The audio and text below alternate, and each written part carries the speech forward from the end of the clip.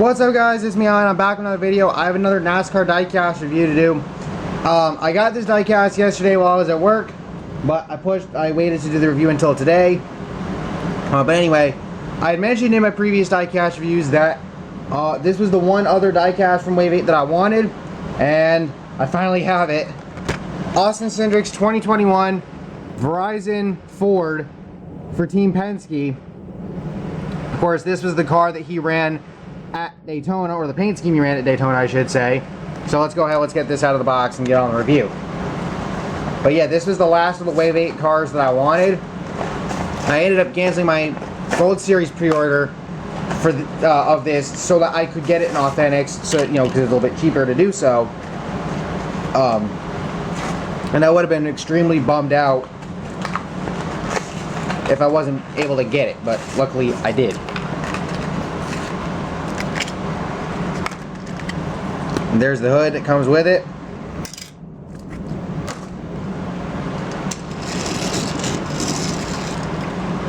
And here's the diecast out of the box. Loose ass windshield. Actually, both windows are loose. And this one is sticking out, mostly to one side. You'll love to see it. Not. But anyway, so this is a diecast that yes, it's being made both in the Gold Series and Authentics, but if I'm gonna be honest with you, it's gonna be one of those diecasts that's going to end up becoming hard to find, because I think people are really gonna hold on to this one. This was Austin Cindric's, this is his start at the Daytona 500. It's a bit of an obscure car because of that, because Penske's a 3-car operation, but they ran the fourth car for Cindric a couple of times this year. And yeah, so if I'm gonna be honest with you, I feel like Austin Cindric's NASCAR career up to this point in time, it needs like an ESPN 30 for 30 story done on it, kind of, sort of. The reason why I say that is because it wasn't that long ago, going into 2022, Austin Cindric's going to be driving the 2-car, formerly driven by Brad Keselowski. He was originally slated to drive the 21 car, taking over for Matt DiBenedetto. That, of course, was until Keselowski announced his move to Roush Fenway Racing. God damn, that rear end is... The bumper and stuff's all crooked. Holy crap. But either way, he was going to be raced as this whole freaking side is also elevated. But anyway, he was going to be racing in the Cup Series either way. It wasn't that long ago, though, when we were talking about Cindric as a guy who literally could not stop wrecking. Like, if you remember, he used to drive that 60 car in the Xfinity Series. Ty Majeski also drove it. There was a couple diecasts made for him. I have his iRacing one, the iRacing paint scheme that he ran for it. But yeah, he was another guy that ran that car, and you often saw Cindric wrecking in that car. And I'll be honest with you, I would say probably when he was doing that, not many people back then would see this guy as somebody who would go on to win an Xfinity Series championship, almost win again the next year, because he almost did, and then lost to Daniel Hemrick, and now be in a Cup ride looked at as one of the top young drivers in NASCAR.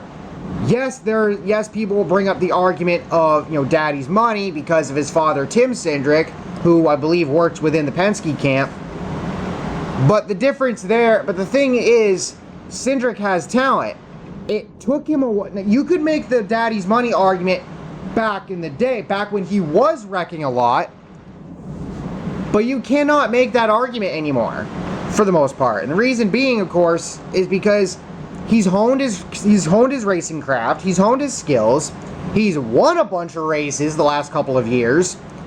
He's proven himself to be a pretty damn good driver, a championship-winning driver in Xfinity, for that matter. Not to mention, I should also mention, though, it should not be forgotten, he did run for Brad Keselowski's team in the Truck Series. So it's actually kind of ironic how he was doing that for a while, and he's now taking over the ride that Brad had at Penske in the Cup Series. But either way, he's proven himself.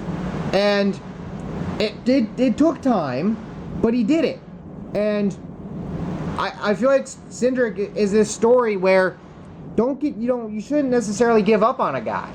Because yeah, he might look bad now, even with whatever experience that he already has. Again, he ran in trucks beforehand, and I would say did pretty solid over there.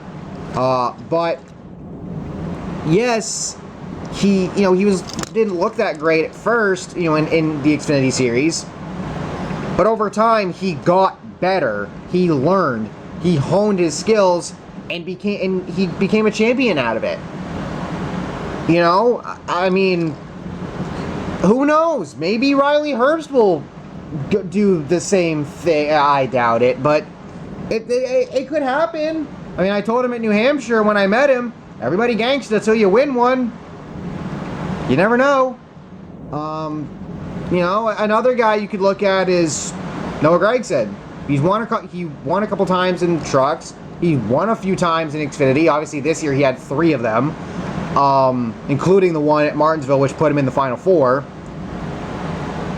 with ironically having to beat Cindric for the win on the last restart. By the way, obviously the thing with the Gragson is it's the hot-headedness, sometimes the attitude, occasionally off the track stuff from years ago that people still bring up, which sometimes is acceptable, sometimes it's not. That's a whole other thing, but not what we're talking about. With Gragson, he has his own narratives to deal with, but you can grow out of those narratives over time if you put in the work. And Cindric is a specific case of doing that, and I think Gragson can do that.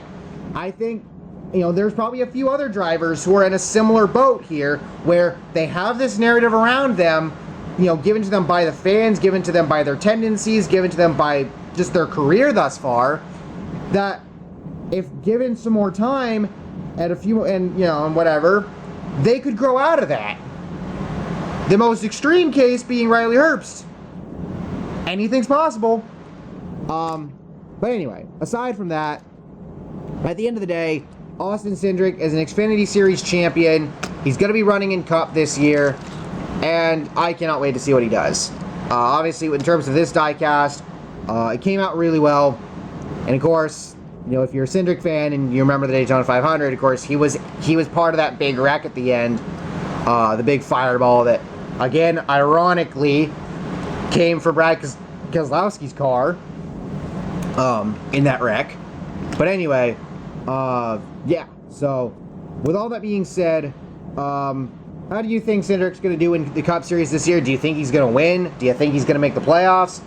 Personally, I think he will, but we'll see what happens. Thank you all for watching. Hope you all enjoyed. Let me know your thoughts down below. I'll catch y'all next time. Make sure to like, subscribe, and use code ANJJ for free shipping on orders of $20 or more over at Circuit Diecast. And peace.